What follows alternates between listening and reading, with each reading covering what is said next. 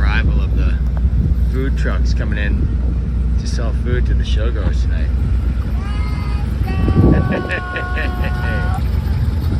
Alright, look at that. Taste of Samoa, followed shortly by impeccable chicken. My chickens! Yeah.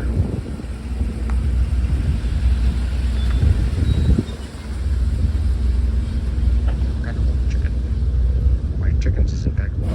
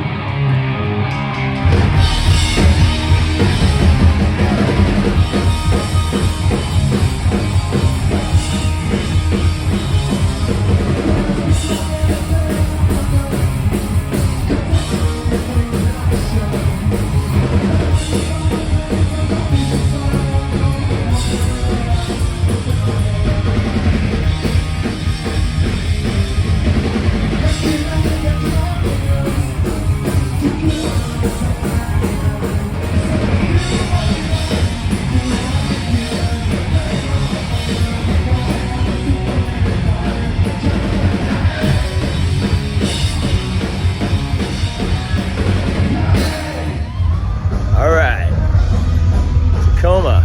I love you, Tacoma. Hey, Tacoma.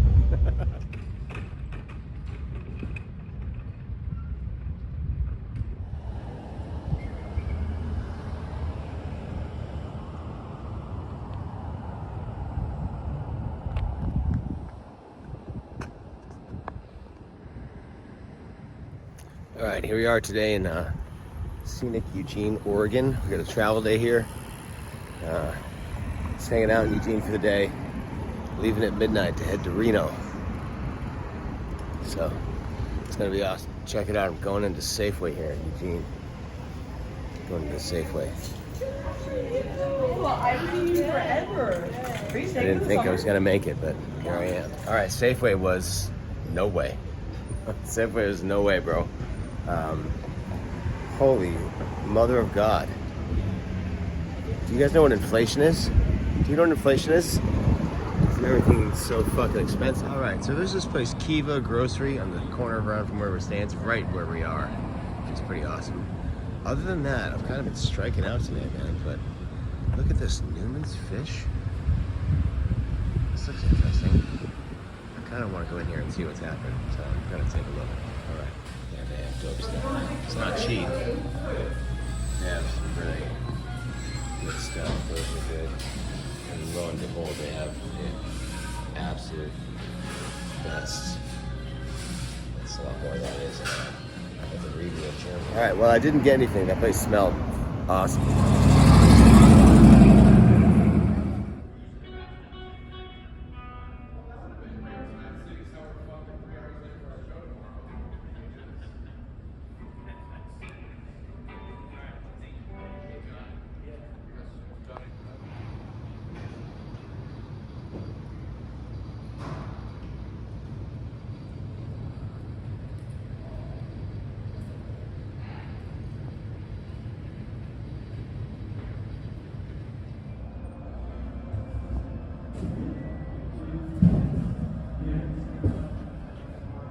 All right, good people of YouTube. So we're in Reno, Nevada today at the Grand Sierra Casino and Hotel Resort Complex here.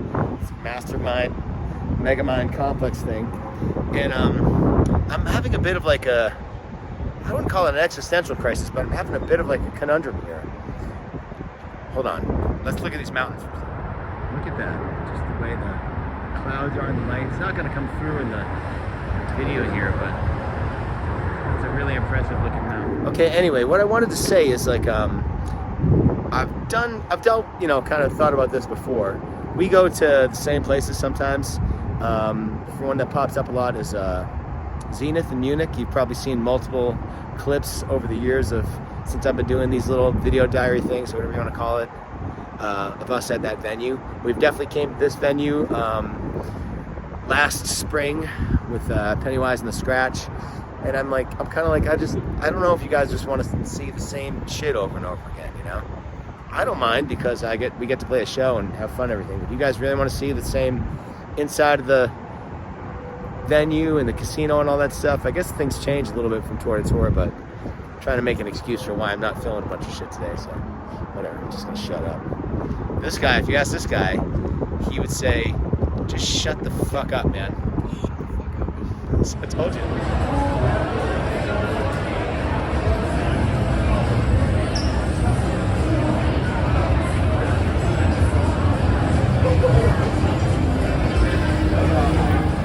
Here we are. These guys are alright though. This,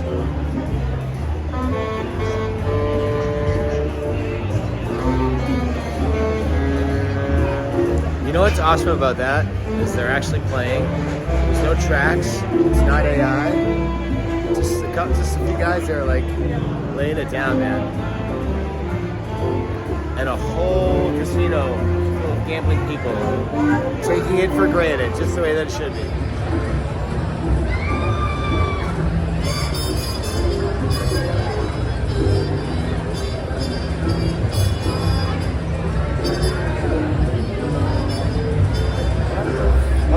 Check me out, I'm in the lobby here for the Grand Sierra Reno. Alright. It's got a lively bunch of folks here tonight. Traverse the tunnel. It's almost like a science museum. Going to see the exhibit for wild animals.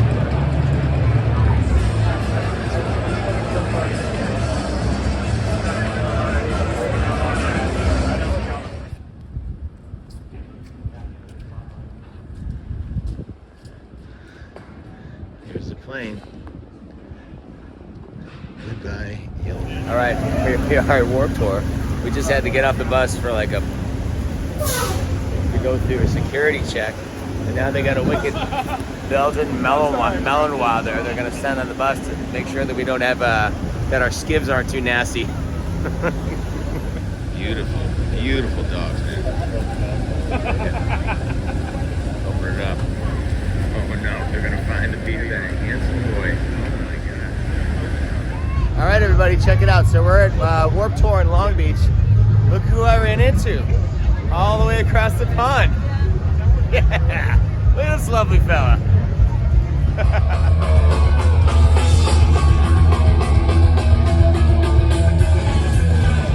Back now, all the liquor stores are free. Virgin Mary's candy, special flavor tragedy. She might be a thunderbird with a slice of cheese. Roses on my doorstep, turn it tumbleweed. Get my toys back now, all the liquor stores are free. Virgin Mary's candy, special flavor tragedy. She might be a thunderbird with a slice of cheese. Roses on my doorstep, turn it tumbleweed. Well, I could hands up to 11, sitting on my warm again. Gonna give you what you wanted, 'cause you wanted my best. Hands up to 11, sitting there on my room, they're warm again. Just one thing I'll never be, you and I are in.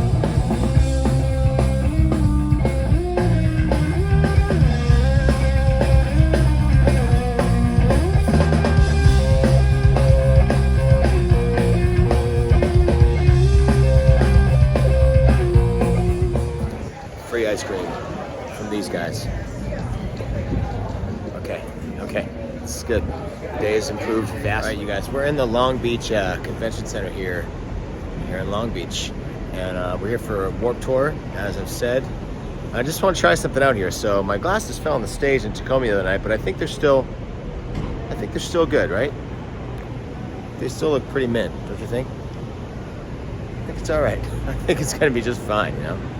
I don't think there's any problem with these, really, you know? I don't know why they don't just sell them like this, you know? I think it's gonna be quite all right.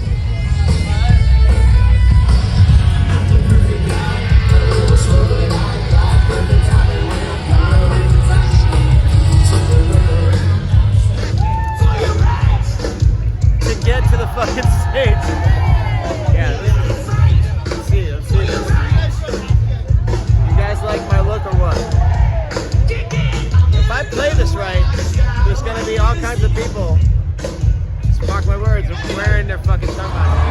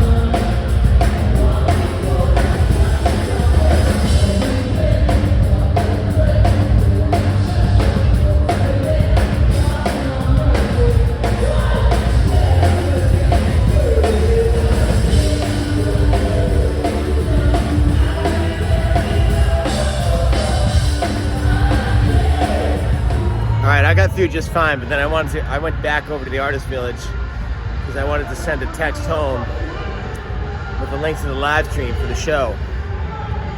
Hold on. I don't mind them being crooked, but it's like hitting my eyelashes. It's a little distracting, you know? I got through just fine with my little fucking wristband here. I think I'm a little traumatized by, you know, getting passes to see my friends play at shows over the years. Walking around and then just being denied to go back to where I was. Then having to call your fucking friend who's just trying to play a show, who's on tour, who's tired, who loves you but doesn't really want to fucking hang out with anybody. And then you're like, hey, can you come save me from like this place that I've been banished to? And they're like, yeah, man. Guys, look, an angel from heaven, known as Ed Sellers, gave me a pair of sunglasses. Look at that. How good to go.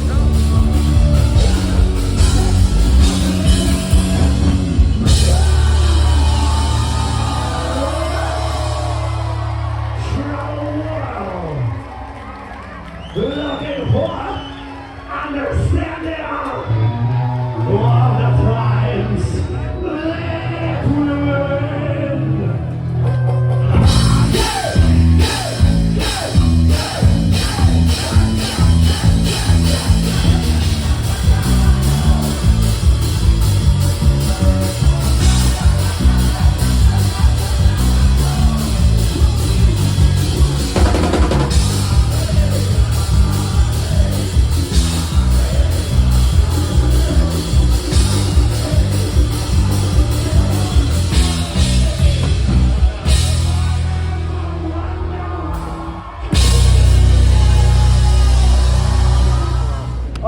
in. Say hello. I will. Here we are. We're going to Swan Oyster Depot, but I'm not alone.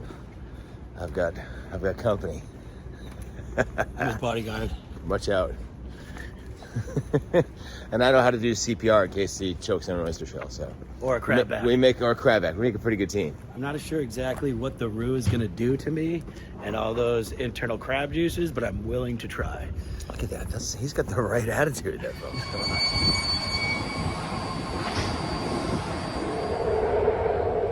All right, here we are in SF. We made it to the city.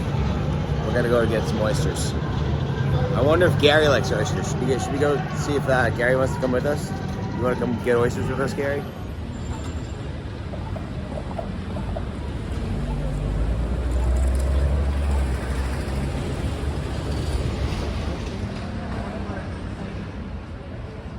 Five of us went out.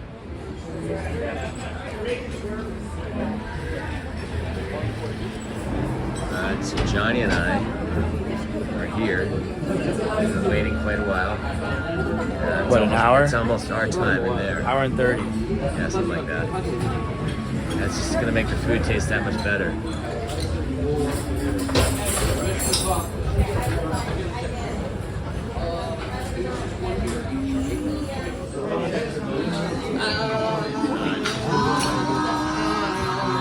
Ain't got nobody.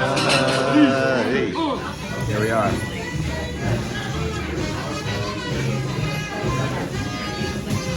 Cheers. All right, look at this. Italian sashimi plate. Can I eat yet? Can I eat it? Get Can I in eat there. it? Get in there. Johnny, what do you got there, man? I got a crab back. Yeah. It's like they pull the crab off and all the other morons of the world just throw this shit away. Yeah. But this is sublime. That really is something. Oh my god. Mamara. Yeah. Gary, you want to do the oysters? I'll save you this one right here. I'm just messing with you, buddy, man. I miss you, dude. Can't wait to see you in September. Diarrhea. Exceeded all expectations. I don't know. Incredible. You I can't feel? remember how. I can't remember the last time I was so satisfied leaving a restaurant. All right, I came over here with Johnny, as you guys saw on the old BART there. We just waited for about 2 hours to eat at the Swan Oyster Depot. It's worth every second that we spent out there waiting. We had an awesome experience. Gary, I hope you enjoyed those oysters, man. And now we've parted ways. So now I'm officially on my own in San Francisco. Kind of like I was summer 1998. Speaking of which, my next stop, Johnny went down. He wants to go down towards like Port of San Francisco, main zones there. So we broke off.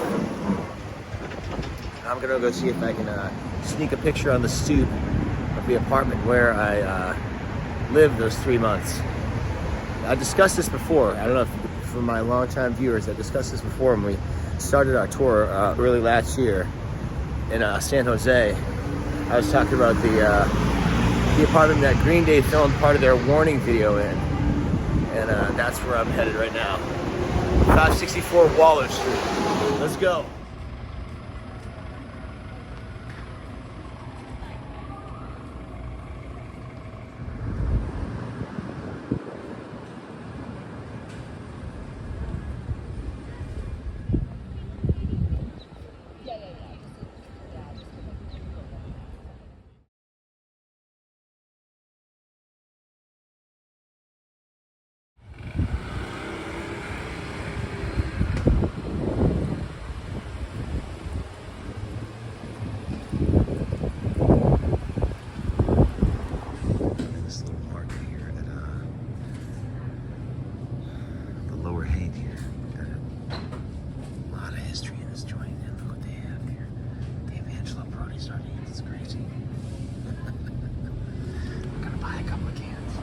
So this little store here on the corner of Haight and Fillmore is historically important to me because I think I came there before I even went to the apartment on Waller Street after taking the bus here from Boston. think I went to that store. I bought like, I don't know, like carob covered almonds and maybe some water or something. I don't know. All right, so as I was just saying, in like early June 1998, I took the bus out here from Boston. My bus ticket was $89 to come out here to San Francisco. And there's, see the little awning there? I can't zoom in, but it says Whole Foods Company. And it's just like a little bodega now, essentially. But back then it had a lot more of a vibe of like a little mini health food store kind of thing. They had like bulk bins and stuff like that. And now it's just like coolers with beers and drinks in it, and then grocery items on the shelf. But they did have some pretty fancy Angelo Perotti sardines, and I got to cancel those, so let's call that a win, okay? All right, here I am. I'm on my way back to meet up with Johnny here to figure out our plan to get back over to East Bay. So, came to San Francisco today, had a hell of a time. Went to the Swan Oyster Depot, as you guys saw. Waited in line a long time. It was well worth the wait. It was awesome, great experience.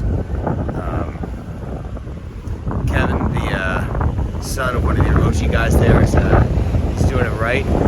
Appreciate that guy. And then I moseyed on over, as you know, to Lower Haight to check out Waller Street, the apartment there. So there's some guy watering mad plants out in front of it, right directly in front of the building, and he was kind of throwing me a funny vibe, so I didn't hang out that long. Just snapped a couple of quick photos and get the hell out of there. I mean, it's so weird. I don't want to be encroaching on the guy's space, you know, like somebody who lives there. And as much as San Francisco is like a metropolitan city, it's a very interesting, the way the residential aspect of San Francisco is laid out, the way it operates is very unique to this city. It's very interesting. So you're dealing with people stomping around at all times, but you know, it's like the East Coast to the West Coast. In New York, everyone's living on top of each other, but everyone else has respect for each other, for everyone else's space in a way. It's kind of like that here. Anyway, a bunch of different things occurred to me just walking around here. How fortunate I am to be just kind of walking around as like a dude unto himself. 30 years after I walked around here as like a single young man, confused and scared, and terrified of what his life is going to be like. I want to go back in time. Tell him, you're going to be all right, bud. Just take it easy. Just fucking take it easy, man. Stop waving the gun around, man. Okay? All right. A motion for departure here. Jonny and I are beginning our initial descent.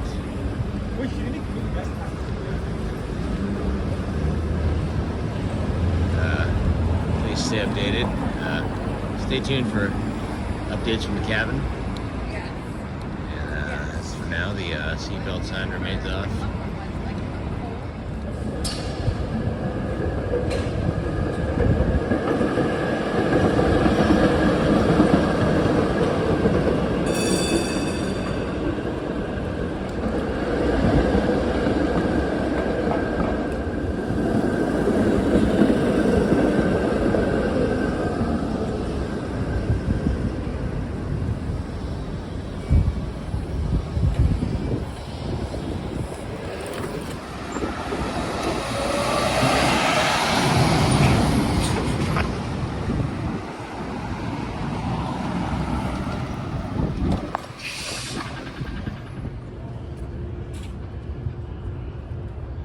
I think I'm all set, bro. I think you just decided that for me.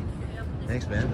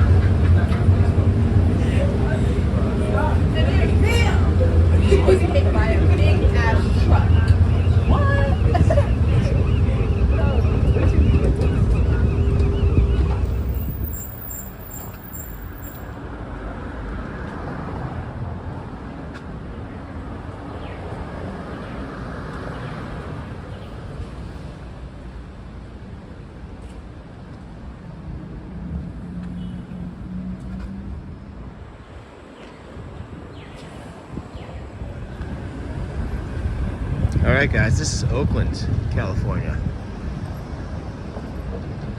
East Bay. My head is still spinning around from the experience Jonny and I had yesterday, and then the experience that I had hanging out down in the lower Haight there. I just want to elaborate a little bit more on it before I wrap this episode up here. So, as I've said multiple times, Greyhound bus, $89, June 98, from Boston to San Francisco. Every 4 hours, the bus would stop for like 10 minutes, and then it just kept going for 3.5 days, all the way across the country. In Newark, New Jersey, a guy got on the bus named Peter. He offered me Budweiser. You want one of these Budweisers?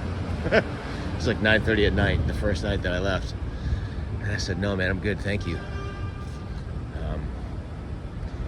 But we ended up kind of becoming seatmates there in the bus, all the way to Sacramento, California. He got off the bus in Sacramento, and I stayed on and went to San Francisco. And he was like, I'm coming to town, let's hang out. But we never met up again. I got off the bus, I went to that Whole Foods company, little, what used to be a health food store, now it's just as a bodega. Same awning though.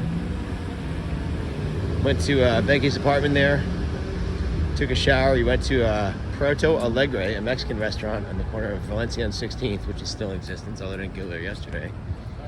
And drank like 17 pitchers of frozen margaritas. And then we went to DuBose Park and I wrestled with some strangers' pugs for a little while. That was my first day there. And I spent the next 3 months there pretty much. In that apartment. And in San Francisco, just walking around, living on nothing essentially. But I do want to acknowledge and make a shout out to all. That was the thing that planted the seed for me to become a bike messenger. So this is why this is important. Becky became friends with messengers out there. She had a couple of messengers that were her roommates. They were tied into the whole scene in the world out there. She would later become a messenger herself. She's the one that was friends with Eric Zoe, and that's how I got my Zoe bag, my blue bag that I use on the road, on tour, and have been using on tour for the past, 18 years, pretty consistently. And the thing is, just will not die. And then there was a whole other bunch of characters. Her roommate Brian, who lent me when I flew back out to San Francisco in 2001 to see, no, it wasn't 2001. I flew out in 2003 or 4 to see the premiere of the Wild Parrots of Tonga film movie. Good old Brian Connerser, he lent me his 72 Honda 350 so I could drive up to Fort Mason and see the Wild Parrots in action, and then drive over to Mark Bittner's house and hang out with him and watch him feed the parrots, which is unreal. So shout out to him. Shout out to the legendary messenger couple there, Fish and Danny Boy, who said, I believe one of them saved my life. I almost fell off the back of Boyd FF's back of his tailgate of his pickup truck after drinking snake bites in a bar. Jesus Christ. All those people, man. Red Hot Messenger Company, Godspeed Messenger Company, the whole San Francisco messenger scene from back then. Who knows what those people are doing now? There goes one right there. The guy just looks like he was riding fixed gear. It's no longer an identifying factor of a messenger. You see, back then there was like kind of a culture, and the corporate world had only begun to crack it. Now, of course, all of us at the time, because by 2001 I had become a messenger. I came home. Okay, so summer 98, late August 98, I come back to Boston, and I get a messenger job immediately. And that's when I became that's how I got my scar. That's when I got my scar. But, we used to like to whinge and complain about commuters trying to pass themselves off as like a bike messenger, looking like they're a bike messenger, but just like riding into town to their office job, riding their bike home. But really, the world hadn't quite figured it out yet.